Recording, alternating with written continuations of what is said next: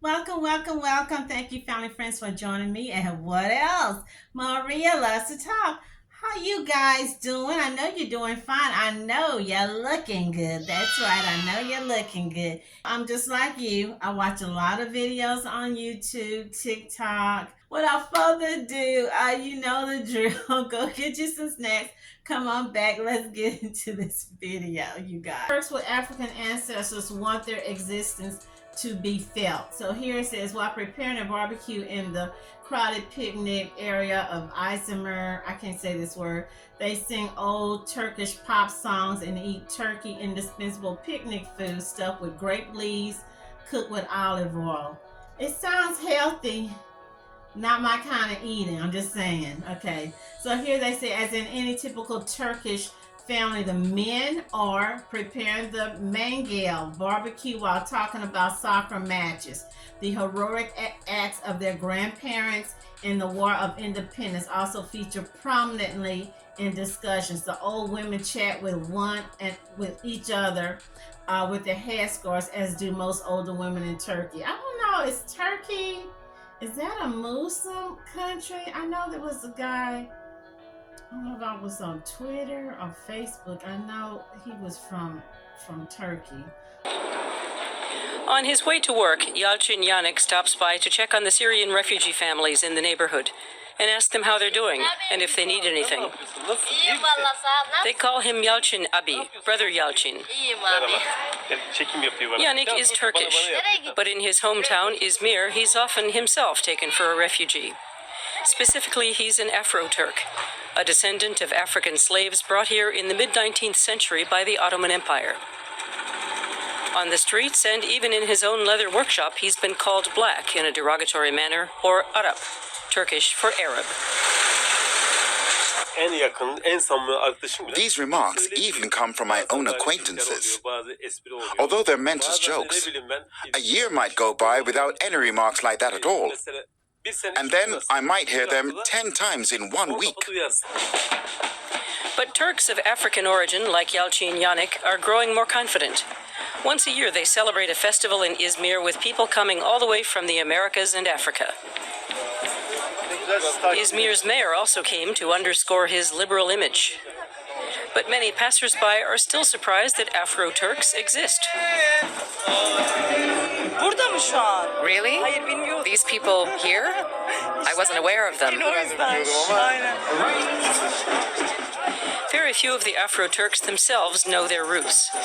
Forced assimilation has consigned their history and culture to oblivion. Now their descendants want to change that. Some years ago, they founded an association for the purpose.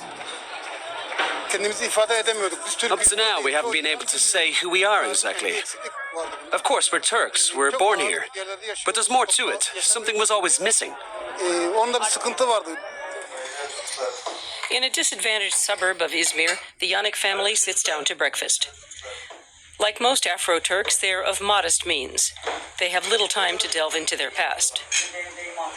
Yalcin believes his ancestors came from Tanzania, but that's about all he knows. Even if you do want to research it, hardly any documents from that time can be found. Yalcin's children haven't learned anything about the history of the African slaves in school either. It's not even mentioned. But they've had their experiences with day-to-day racism. I really don't like to be in crowds. I feel uncomfortable and frightened. When I was a kid, it was worse. I would try to hide under a chair.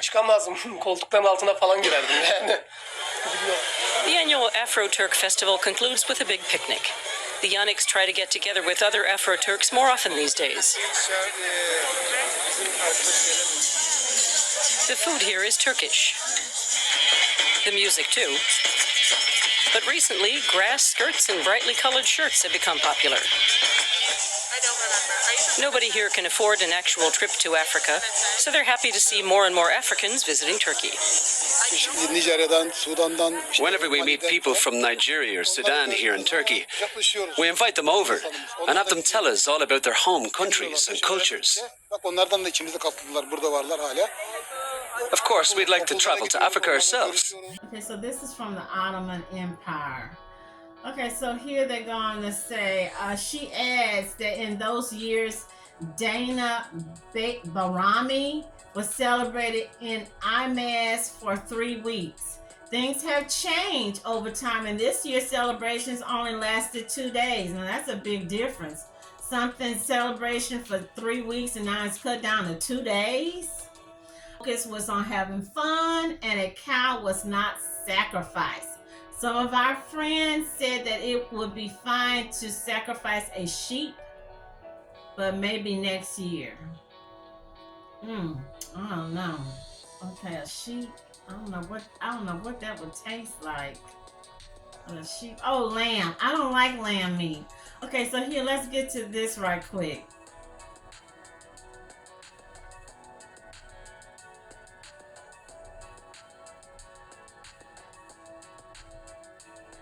Okay, here they're saying Turkish history says that some of the Afro-Turks are descendants of slaves who used to work on farms or in houses. Slaves, wow, that's a lot. 10,000 slaves, black and white, were brought into the Ottoman Empire every year. During the constitutional monarchy period between 1876 and 1878, slavery was abolished and former slaves settled in areas where they used to work. It's kind of like the way they did here in America. Some of them were even given land by the government, says Kayakan. Kayakan is the coordinator of the History Foundation's Voices Coming from a Silent Past project. Okay. That's really interesting.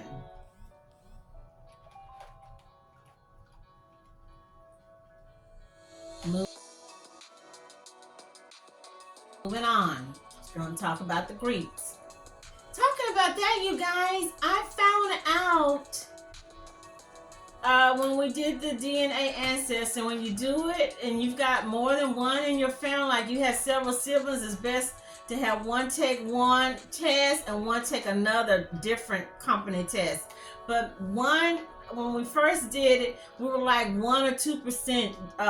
Of course, you know, I do identify as Black American, Afro American. Okay, so I was like 70 or 60% Nigerian, and then when we first did it, it was like 1% Jewish. And it was something about the Balkans. And then when I went back, because it's expensive, you got to pay a monthly subscriber fee to get your updates and see the new relatives that's being found every month or whatever. So when we went back during I think it was Mother's Day or Easter weekend, we were just sitting around. We went back and we were scrolling. So now we're at 5% Greek, Turkish Greek, whatever that is, and then 5% Italian French. Okay, that's weird. Well, the French, yeah, it's not weird because French, Southern Louisiana, Lafayette, Brodebridge, Crowley, of course, New Orleans, all that. So, you know. And then the Jewish jumped from being 1%. That done jumped up to like 4 or 5%. I was like, what? What in the world? I'm poor. I don't have any money. What's up? Hey, y'all, click like and subscribe. And then I saw 1% Asian. I was like, what? Oh my God, it's weird. Just wanted to say that. So here they're talking about not all of the Afro-Turks ancestors were slaves, just like here in America and probably in other places. Everybody wasn't a slave. Most of them were, but a lot of them were free people. Okay, so here they're saying some came from the island of Crete following the, I can't say this word, Lausanne Treaty signed in 1924. This treaty called for a population exchange between the Greek Orthodox citizens of the young Turkish Republic and the Muslim citizens of Greece. So the Greek people came, and a lot of those Afro-Greeks were Muslims.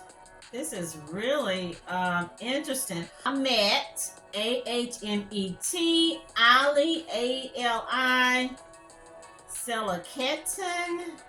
I like those names. I can't pronounce them, but I like those names.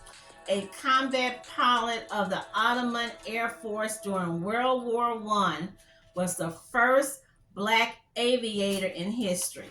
That's interesting. Very interesting. Okay, so here, beginning several centuries, and this is Wikipedia. Beginning several centuries ago, a number of Africans, usually via Zanzibar, in the historical region of Zanj, and from places such as Niger, Arabia, Libya, Kenya, Sudan, came to the Ottoman Empire, settled by the Dalaman, Menderes, and Jedez valleys. And from Crete, following the population exchange. Wait a minute. Please tell me, don't get mad at me, that my family, my ancestors, like way back there, possibly were Muslims and not Catholics, because we're Catholics today. We're really non-denomination. I don't know, but that's what it's starting to sound like. That's probably where that Turkish Greek came from. I don't know.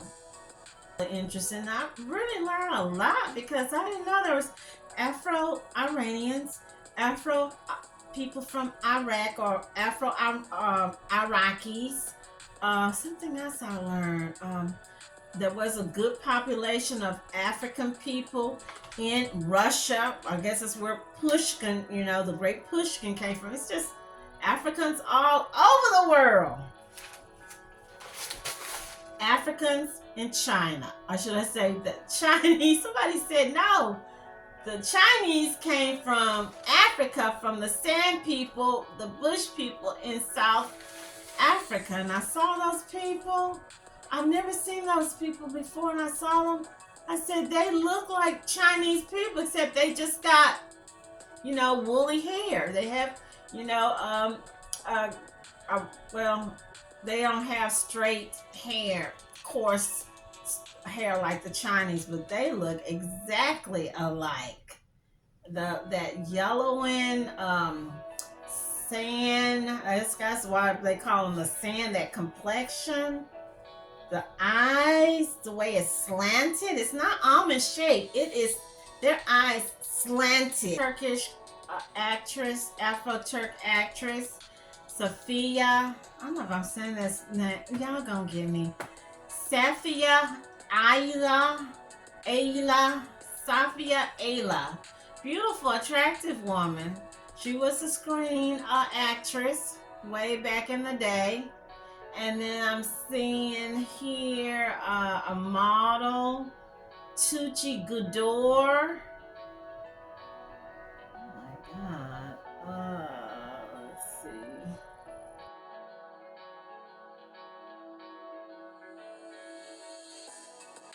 Okay, so moving on. Now I'm going to talk about some of the Asian African YouTubers talking about chronicling their relationship, how they met, their kids, their family members, if the families liked them when they first introduced them, blah, blah, blah. So we're going to talk about that. Also want to mention 2 movies that I noticed, and I was like, I've been watching Lifetime off and on for the last 10 years.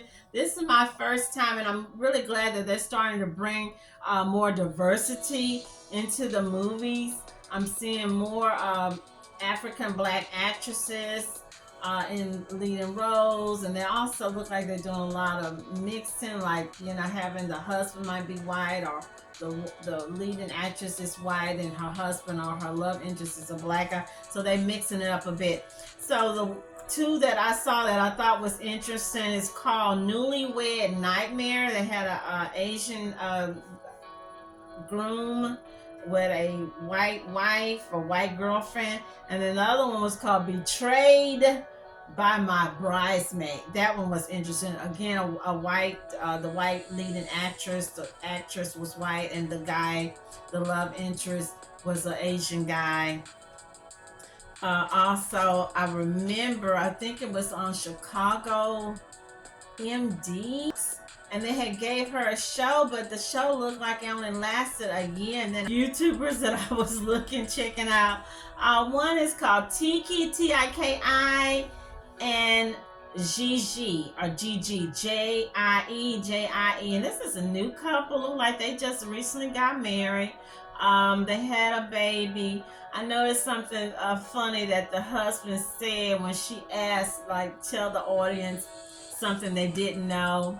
And he said that back home, he's from China, you have to have 500,000 something. I don't think it's $500,000 in our US dollars, but you have to have a certain amount of money to get a Chinese bride because she's expecting you to buy her house, blah, blah, blah. So basically saying in a nutshell, the Chinese woman at this point to him or to them is materialistic. And remember I shared that with you in a previous video when we was talking about the manosphere? One of the guys, and I'm gonna have to post this, I should have had his name, I can't remember, and he was talking about how he had a European man complain about his Chinese wife and how she was sending money to her family and they was doing this and that, and he was trying to get away from her, and he said, I told him, get out, just get out. And I was like, what? Just like the Get Out horror movie. Okay, so the next couple, everybody knows her. I don't know why they're not doing that campaign. They did that campaign one time. She has like 4 or 5 daughters, and her name is Maisily or Maisily. She has like, is it like 10 kids? I think they recently had another baby like last year, a year before. So her name is Maisily. She's a big YouTuber. And I forgot what her husband's name. They showed him a few months ago getting dreadlocks, and they had some kind of stuff they put in his hair to, I guess, to get it like this, so when the guy twists the hair, he can catch it, because, you know, Asian people hair is just real stick straight. So she and her husband, their channel has grown. Her oldest child looks like she has a channel, but they had a Dove commercial. I thought it was Dove with her little girls. And I saw it one time, and I thought they could have kept showing that a couple of times. Why just do it, you know, show it one time, and we didn't see them anymore. The next couple, Megan and Dwayne, M-E-G-A-N, and Dwayne, D-U-A-N. And they had on their show, I was looking at, they was talking about, let's talk about blackface in China. And I was like, blackface in China? I didn't know they had that. Do anybody remember, or is it just me? Several years ago, was a Chinese guy came up with this, basically making a mockery of African or black people in general, and he called it ghetto monopoly. Do anybody remember that? You know, it's just little different things that I have seen and heard over the years or through the years. That's why when I saw all these YouTubers, all these African women with their little Chinese husbands or whatnot, I was like, what? And then it was just, wasn't it like 2 years ago when the COVID was hitting real hard, and they had all those Nigerians and African people thrown out. They were throwing them out, kicking them out, and they showed them all on the street, all at the train center on the floor. They were kicking them out, getting rid of them, and all this all kind of horrible, bad stuff. Another group I watch, I really love them, Rose and Azai. They just had a baby, a beautiful tall lady, and her husband is a little short Chinese old guy. I don't know what their ages are, but the man looks to be like 20 years older than she is. So she just had a little girl. She already had a little boy. And she is so, just a beautiful spirit, both of them. Okay, so Fung Brothers. Now, they do not have a black wife, but I watched one of their shows, and then I went back and I watched another one. So on this one, they were talking about, and it was kind of funny, unexplainable parent. So they were showing cute little Chinese petite girl with an older white man, looked like he could be her grandpa. And no, he did not look like Pierce Brosnan. He did not look like Brad Pitt. He did not look like a young Tom Cruise. And then he showed another picture of some Asian guys with a girl that was, you know, so it's like, how come the Asian guys are not getting the hot Chinese girls like these old white men, basically? Okay, another couple, and I find this couple to be very interesting. Felista and family. I don't know. I don't really know what their channel really is because I've seen like 4 or 5 channels, and then I read in the post where people were commenting saying that people are stealing their videos and making their own channel, making money off of this African lady. Her name is Felista and Family, and she's got another one called African Daughter-in-Law in China, and then the third one I saw, Country Wife or Country Life with Felista. Then she brought her sister over last year about this time. Her sister has since married a little chunky, chubby Chinese guy. And every time I see that guy, don't get mad at me, y'all. He looks nice. His family look nice. But I think of Kung Fu Panda. Because that's what he looked like. He looked like a big old panda bear. Her sister's channel, I think it's called Lala or Sister Lulu and Family, and her sister's fixing to have a baby. And I just saw recently they back home in their country with a crew of family members from her husband's people videotaping. I'm thinking, please don't try to get one of your other sisters. She got another sister that's real pretty. Please don't try to get her married off to another Chinese guy. I'm just saying, but ethnically black. Wait. Ethnically Korean. I don't know. But yeah, her channel was interesting as well. Okay, so moving on. Yuchichi. I know I'm saying this wrong. Yuchi Obukiki. Don't get me. Obiwiki. Yuchi Obiwiki. Obuiekwe. Don't get mad at me, my Nigerian friends. You know, that's something I think about after I found out what our percentage for the Nigerian ancestry. And I thought, what would my name? What is my real name? Not the name that my mom gave me or our family got from, but what is my real name? What would my real African name been? Okay, so here her channel was kind of funny. Yeah, it was funny. She is a Nigerian young lady in a rural village in China. I forgot she said where it was, but what got me was the little Chinese kids was up on the top with their mom, was 4 little kids, and one of the little boys started talking to her in Chinese, and he said, nobody's gonna marry you because your skin black. And she was like, what? And he said it again. Nobody's gonna marry you because your skin is black. You black. And none of the men, you're not gonna be able to get married.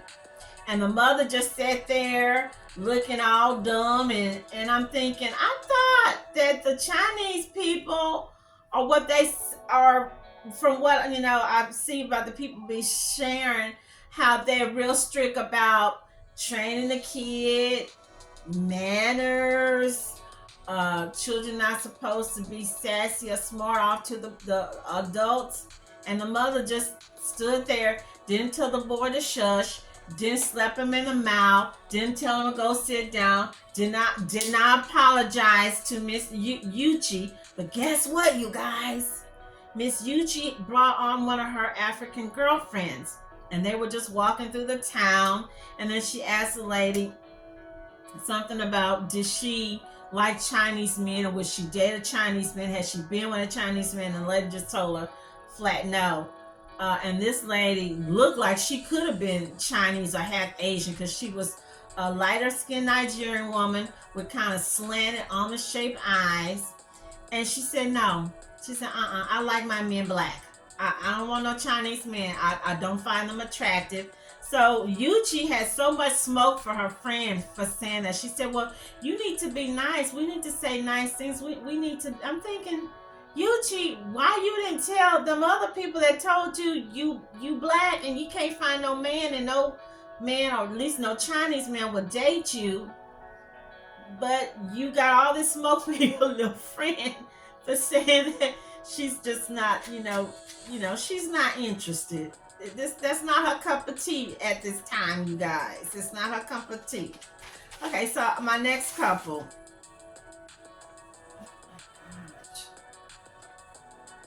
Flight Madness. What kind of name is that? Flight Madness, you guys.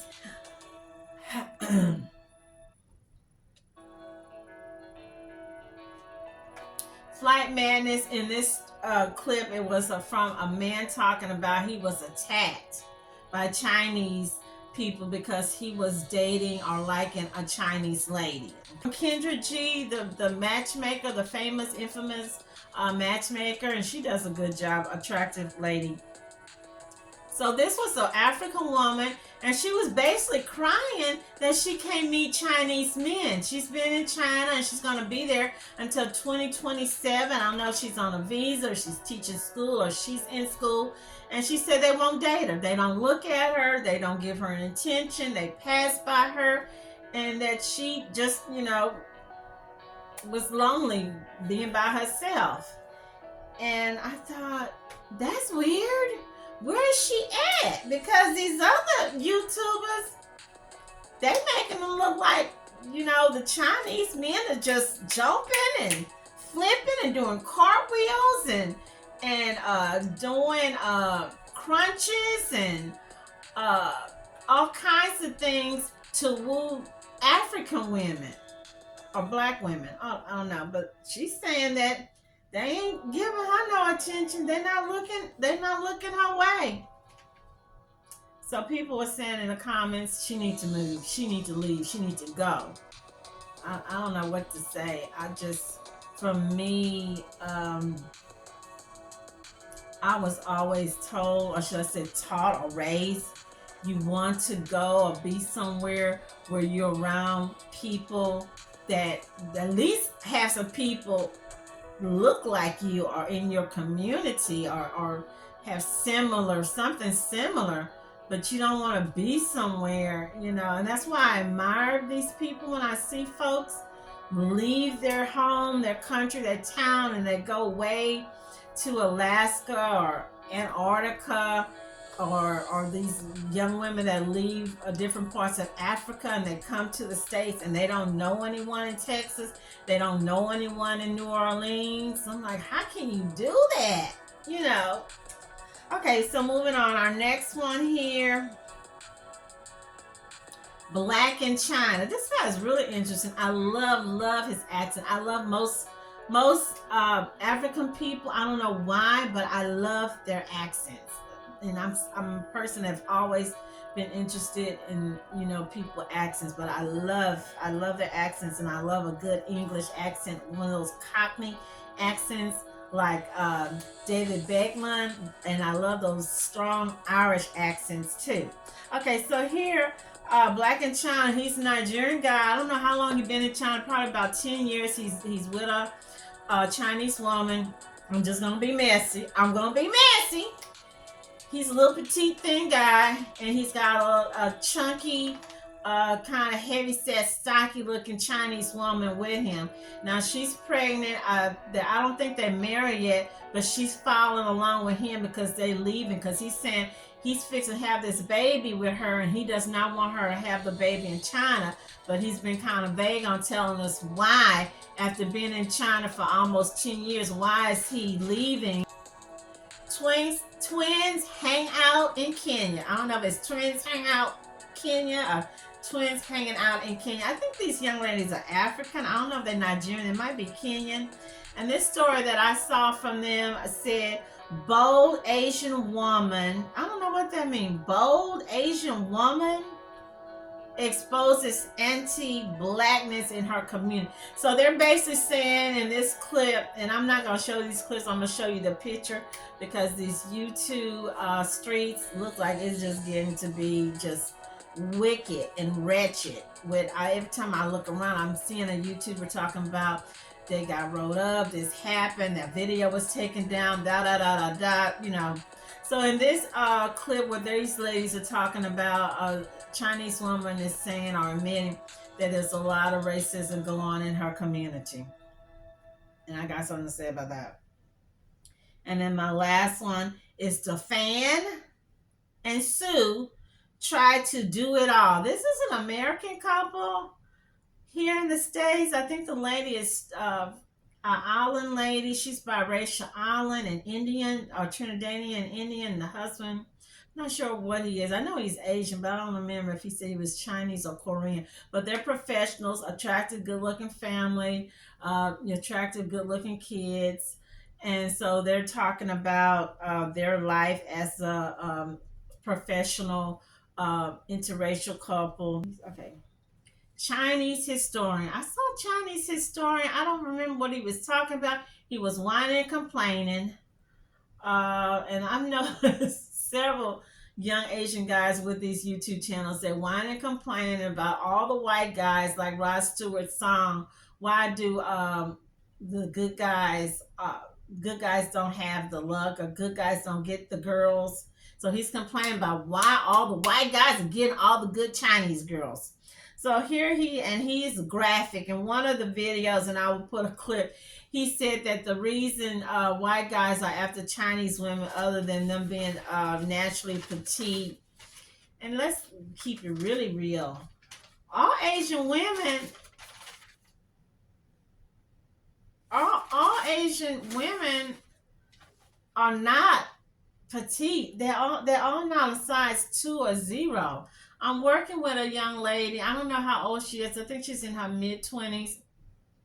And all this time, I really thought this young lady was from Korea.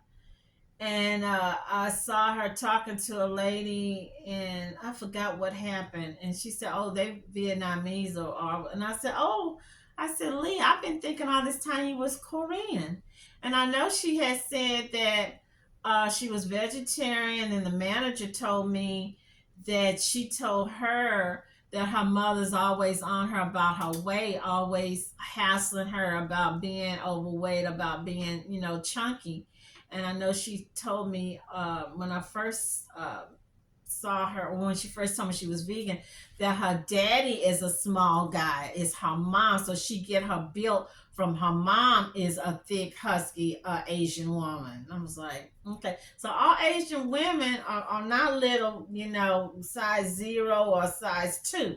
So getting back to the Chinese historian, I'm thinking, this guy's young. How you a Chinese historian? You look like you just barely finished high school.